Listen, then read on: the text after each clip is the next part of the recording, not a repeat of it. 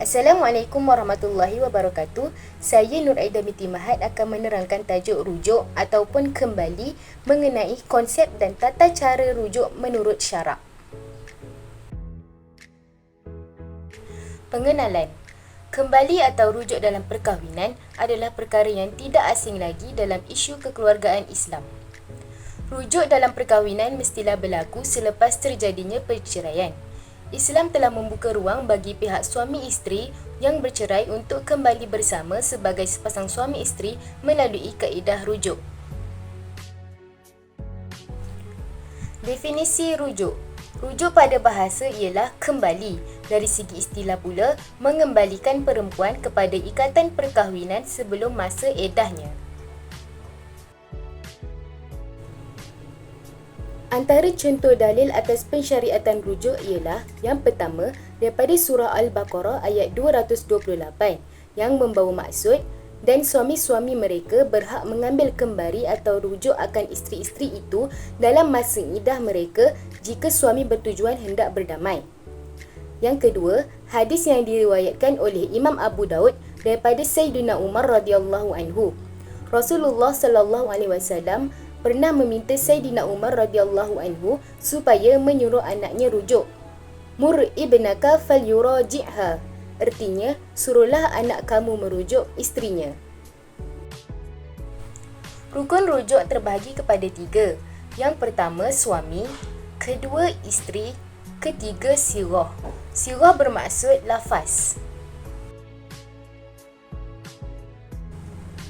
Terdapat beberapa syarat rujuk.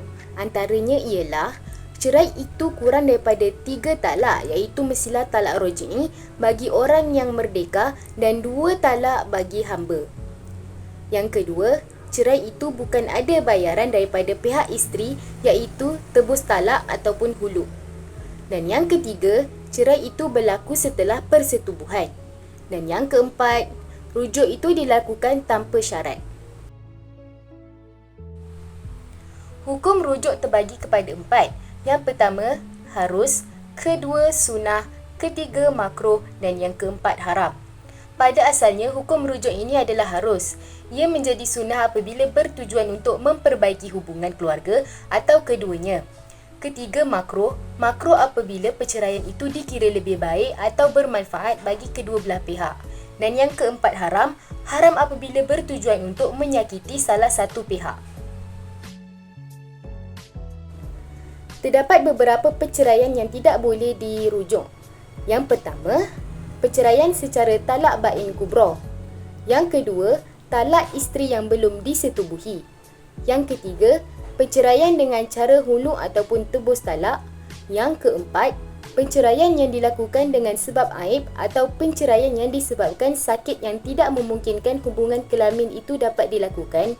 Begitu juga sakit yang tiada harapan sembuh ataupun berbahaya. Yang kelima, perceraian yang dilakukan melalui mahkamah syariah disebabkan fasakh ataupun krisis rumah tangga yang berterusan.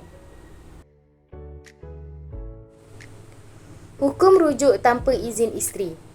Harus bagi seorang suami merujuk pada isterinya yang telah diceraikan dengan talak 1 ataupun 2 walaupun tanpa izin dan kerelaan isterinya, kerana tidak disyariatkan kerelaannya.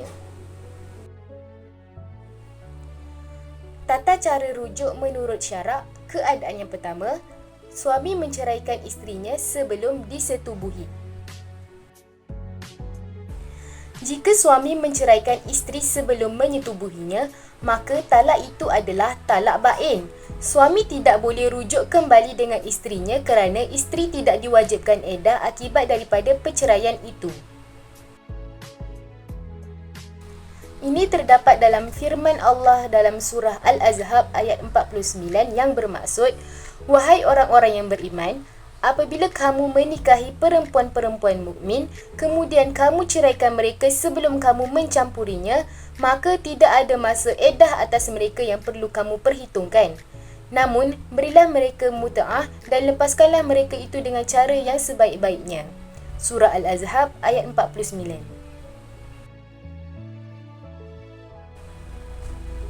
Oleh itu, talak ini menjadi talak bain. Jika suami menceraikan isterinya dalam keadaan ini dengan talak 1 dan 2, maka tidak lagi halal kepada bekas suaminya melainkan sesudah mereka mengadakan akad dan mas kahwin yang baru berdasarkan persetujuan isteri. Namun, jika isteri diceraikan dengan talak 3, maka tidak lagi halal kepada bekas suaminya sehingga isteri tersebut berkahwin dengan lelaki lain dan berlaku persetubuhan dengan suaminya yang kedua, kemudian diceraikan. Selepas habis iddah, barulah dia boleh berkahwin dengan suaminya yang pertama dengan akad dan mas kahwin yang baru. Bagi keadaan yang kedua pula, suami menceraikan isterinya dengan talak 1 atau 2 selepas berlakunya persetubuhan. Jika suami menceraikan isteri dengan talak 1 ataupun 2, maka suami boleh rujuk kembali dengan isterinya menggunakan akad dan mas kahwin yang lama dengan syarat isteri masih lagi di dalam tempoh iddahnya. Cara rujuk bagi keadaan ini cukuplah sekadar dengan suami berkata, "Aku rujuk kau kembali kepada perlindunganku dan akad nikahku."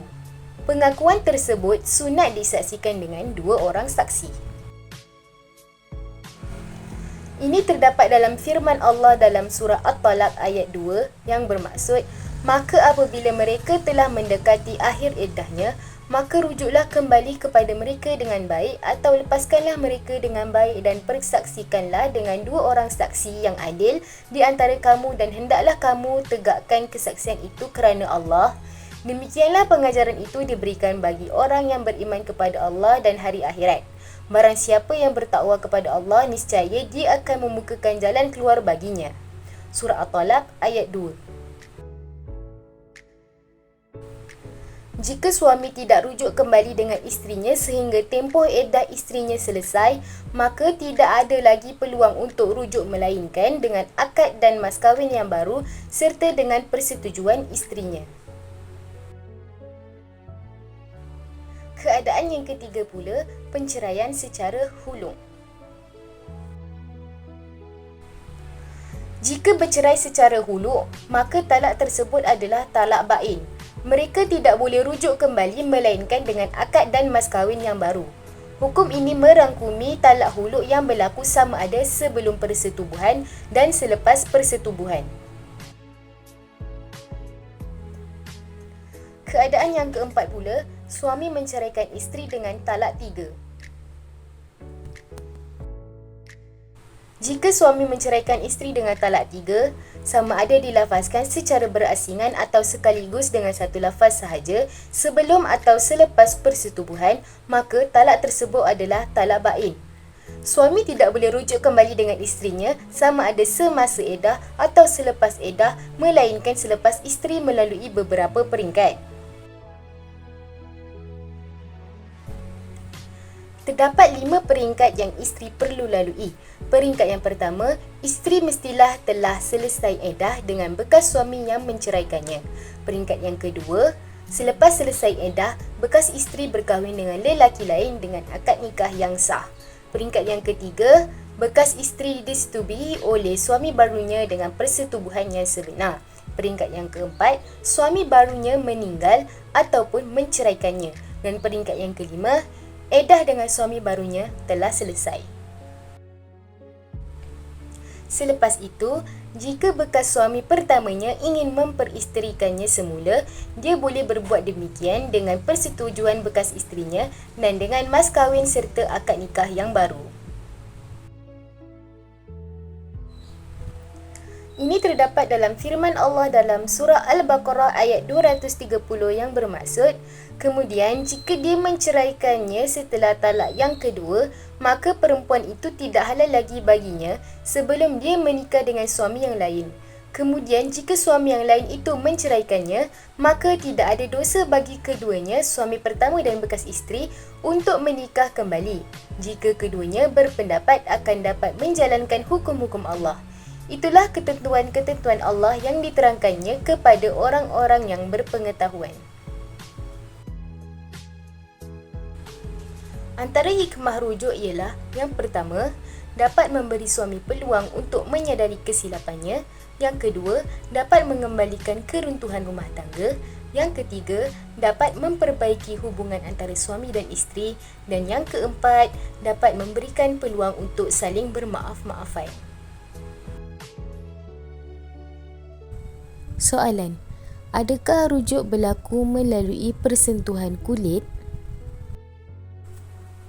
Para ulama Asy-Syafi'iyah berpendapat bahawa tidak sah perbuatan rujuk seorang lelaki melainkan hanya dengan perkataan. Sekiranya dengan perbuatan seperti seorang suami itu menyetubuhi isterinya dalam tempoh iddah, maka ia tidak dikira sebagai rujuk. Maka tidak sah merujuk menerusi perbuatan yang melibatkan berpelukan, menyentuh dan sebagainya selama mana seseorang itu mampu untuk mengucapkan lafaz rujuk. Kata Imam An-Nawawi pula, tidak sah merujuk melainkan dengan ucapan. Sekiranya seseorang itu menyetubuhinya, maka hal tersebut tidak dianggap sebagai rujuk. Maka tidak sah rujuk dengan perbuatan sekiranya seseorang mampu untuk mengucapkan lafaz rujuk. Rujuk Al-Majmu' Syarah Al-Muhazzab Al-Nawawi 7/266. Kesimpulannya, dengan adanya pensyariatan rujuk ini, jelaslah bahawa Islam menghendaki bahawa suatu perkahwinan itu berlangsung selamanya.